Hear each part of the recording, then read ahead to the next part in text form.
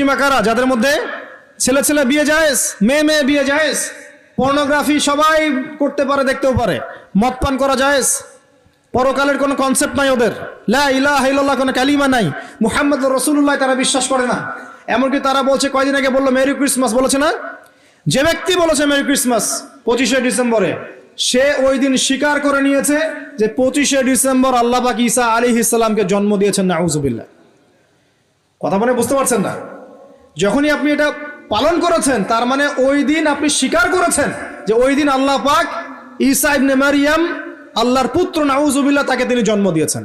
এটা স্বীকার করেছেন আপনি, করছেন না? ওই সভ্যতা এর অন্তর্ভুক্ত আপনি হতে চান? ওদের সাথে হাসর করতে চান, নাকি নবী সাল্লাল্লাহু আলাইহি ওয়াসাল্লামের সাথে করতে চান? বলেন। এটা আপনাকে বেছে নিতেই হবে। আপনি মুসলমান হয়ে এটা করতে পারবেন না। ইসলাম এই নামকাওয়াস্তে পালন করতে পারবেন না। পালন করলে পরিপূর্ণ পালন করতে হবে। উদখুলু ফিস সিলমি কাফা। তোমরা পরিপূর্ণরূপে দিনে প্রবেশ করো। তোমরা পরিপূর্ণরূপে দিনে প্রবেশ করো। নামাজও পড়বো, সুদও খাবো, এদিকে জাকাত দিব, আবার এদিকে আমি ঘুষও নিব, এদিকে আমি হজ উমরাও করব, আবার এইসব পশ্চিমা সংস্কৃতি ধারণ করব, মাদক খাবো, সুদ খাবো, জেনা করব, ফ্রি মিক্সিং করব। এইসব মানে হযবরল ইসলাম পালন করে এই যুগে চলবে না। পরিপূর্ণ ইসলাম পালন করতে হবে। আল্লাহ পাক তৌফিক দান করুন। পরিপূর্ণ ইসলাম পালন করতে গেলে কি আমরা এই উৎসব পালন করতে পারবো? এক নাম্বার দেখালাম যেটা ওই জুলিয়াস সিজারের চালু করা এটা পদ্ধতি, নওরোজ যেটা ওই জামশিদের চালু করা পদ্ধতি। আর আমরা মুসলমান হয়ে কিভাবে আমরা অগ্নি পূজারীদের, পশ্চিমাদের এবং ইহুদি নাসারাদের সংস্কৃতি কেমন করে ফলো করতে পারি? আমার কি সম্ভব? আর নবী যখন বলে দিচ্ছেন, মান তাশাব্বাহা বিকওমিন ফাহুয়া মিনহুম, যে যে জাতির সাদৃশ্য অবলম্বন করবে সে তাদের অন্তর্ভুক্ত হয়ে যাবে, তাদের সাথে হাসর হবে। আমি কি তাদের সাথে হাসর চাই, নাকি নবীর সাথে হাসর চাই? এবার আল্লাহ পাক কি বলছেন সেটাও শুনে নেন, তারপরে সামনে যাই। খুব গৌর করে শোনেন। আল্লাহ পাক সূরা মাঈদার 51 নম্বর আয়াতে বলছেন। কত নম্বর আয়াত বলেন? কোন সূরা? সূরা মাঈদার কত নম্বর আয়াত? আয়াতটা ভালো করে হজম করেন। আল্লাহ পাক বলছেন, ইয়া আইয়ুহাল্লাযীনা আমানু, হে মুমিনগণ। মুমিন কারা? আমরা মুমিন না? আমরা আল্লাহ বিশ্বাস করি না? ফেরেশতায় বিশ্বাস করি না? আসমানি কিতাবে বিশ্বাস করি না? নবী রাসূলে বিশ্বাস করি কিনা? আমরা পরকালে বিশ্বাস করি? আমরা কি ভাগ্যের ভালো মন্দ বিশ্বাস করি? আলহামদুলিল্লাহ, আমরা মুমিন ইনশাআল্লাহ। বলেন আলহামদুলিল্লাহ। এই মুমিনদেরকে আল্লাহ পাক বলছেন, ইয়া আইয়ুহাল্লাযীনা আমানু, হে মুমিনগণ, লা তাত্তাখিযুল ইয়াহুদা ওয়ান নাসারা আউলিয়া, তোমরা ইহুদ এবং নাসারাদেরকে বন্ধু রূপে গ্রহণ করো না। বা'দুহুম আউলিয়াউ বা'দ, তারা একে অপরের বন্ধু। ওয়া মান ইয়াতাওয়াল্লাহুম মিনকুম ফাইন্নাহু মিনহুম, তোমাদের মধ্যে কেউ যদি ওদের দিকে মুখ ফিরায় সে আমাদের অন্তর্ভুক্ত না, তাদের অন্তর্ভুক্ত।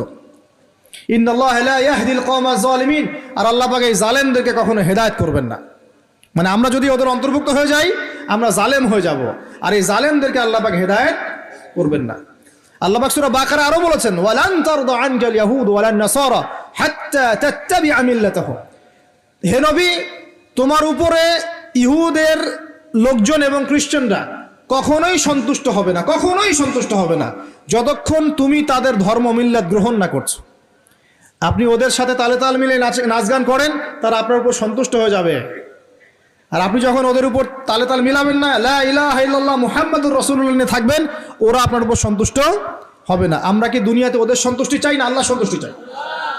যদি আল্লাহর সন্তুষ্টি চাই, নবীর সাথে হাসর করতে চাই, কোন মুসলমান যুবক যুবতী আগামী এই নোংরা অপসংস্কৃতিতে গায়ে গা ভাসাবে না। এই দিনে কোনো কনসার্ট চলবে না, এই দিনে কোনো বেহায়াপনা হবে না, এই দিনকে কেন্দ্র করে কোনো রকমের এই পিকনিক বা ঢাকঢোল পিটানো আর এই যে তোমাদের সাউন্ড বক্সে গান বাজানো কোনো কিছু চলবে না ইনশাআল্লাহ। পারা যাবে?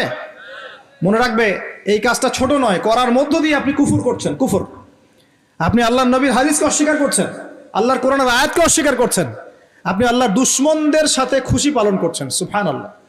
আল্লাহর যে দুশমনরা সারা বিশ্বে মুসলিমদের উপর নির্যাতনের স্টিম রোলার চালাচ্ছে, ওদের সাথে তালে তাল মিলিয়ে আপনি বলছেন হ্যাপি নিউ ইয়ার, মাশাআল্লাহ, আস্তাগফিরুল্লাহ, তওবা, আস্তাগফিরুল্লাহ, আল্লাহ পাক মাফ করুন। এবার দেখেন, এটা কি আমাদের দেশেরও সংস্কৃতি? এই জিনিসটা কি আমাদের দেশের সংস্কৃতি?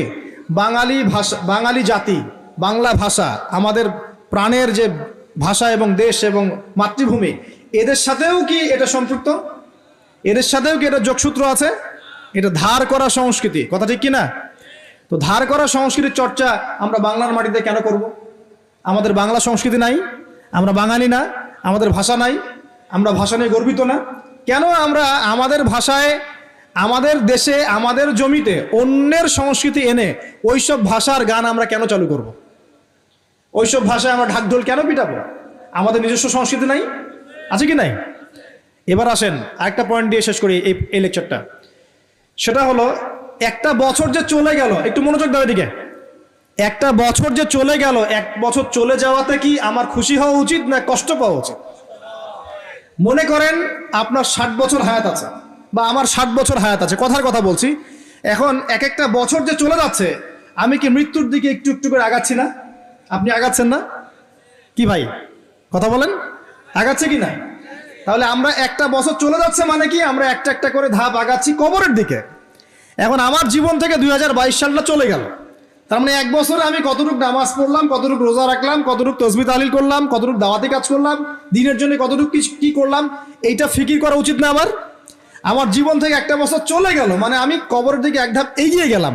এখন এগিয়ে যাওয়ার খুশিতে আপনি আজকে উৎসব পালন করছেন। আস্তাগফিরুল্লাহ, কি বুদ্ধি মাথায়! দেখেন, জীবন থেকে একটা বছর হায়াত কেটে পড়ে গেল, এটাতে সে খুশি হয়েছে এবং খুশি হয়ে সে উৎসব পালন করছে, কনসার্ট করছে, ঢাকঢোল পিটাচ্ছে এবং পিকনিক করছে। কত বুদ্ধি মাথায়! মৃত্যু কাছাকাছি আসলে কি মানুষ খুশি হয় না কষ্ট পায়?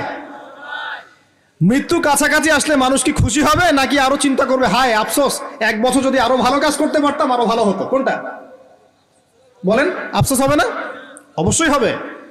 হ্যাঁ, তার মানে এখন আপনি যদি কিছু করতেই চান, এই 31st নাইটে যদি আপনি কিছু করতেই চান, তাহলে আমি বলবো, আমার পরামর্শ, সুন্দর করে ওযু করে আইসে আপনাকে জায়নামাজে দাঁড়াতে হবে।